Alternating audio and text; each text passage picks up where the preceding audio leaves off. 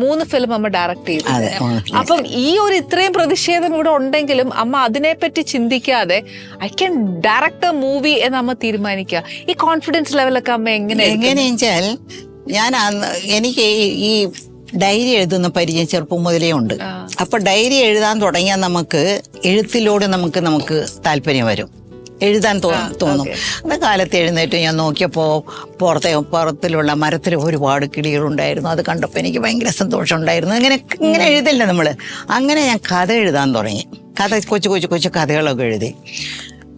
അപ്പോൾ ഞാൻ ഷോട്ട് കഴിഞ്ഞാൽ ഞാൻ പുറത്ത് പോയില്ല. ഒരു ഷോട്ട് ഇപ്പോൾ ഈ ഒരു ഷൂട്ടിങ് നടക്കുമ്പോൾ ഷൂട്ടിങ് കഴിഞ്ഞോണ്ട് ഒരു ഷോട്ട് കഴിഞ്ഞോണ്ട് എല്ലാവരും പുറത്ത് പോയിരുന്ന് സംസാരിക്കും. ഞാൻ ഇരുന്ന് ഇങ്ങനെ നോക്കും, ഈ ഡയറക്ടർ എന്ത് ചെയ്യുന്നു, ഈ ക്യാമറ എന്ത് ചെയ്യുന്നു, എത്ര ട്രോളി ഇടുന്നു, എവിടെയാണ് ക്ലോസപ്പ് വെക്കുന്നത്, എവിടെയാണ് ലോങ് ഷോട്ട് വെക്കുന്നത്, എവിടെയാണ് സിനിമയെ പഠിക്കാൻ. അതൊരു പഠിക്കാൻ വേണ്ടിയല്ല, ഇൻട്രസ്റ്റ് എനിക്ക്. ഇപ്പം നമുക്ക് ചില കാര്യങ്ങളോടൊക്കെ ഇൻട്രസ്റ്റ് തോന്നി, അത് പറയുക ഇൻട്രസ്റ്റ് ആയിട്ട് നോക്കാൻ തുടങ്ങിയതാ.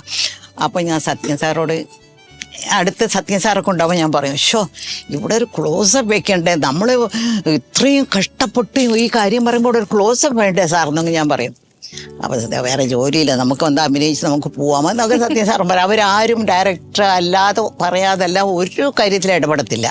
പക്ഷെ ഞാൻ ഇവരോടൊക്കെ ഇങ്ങനെ പറഞ്ഞുകൊണ്ടിരിക്കും.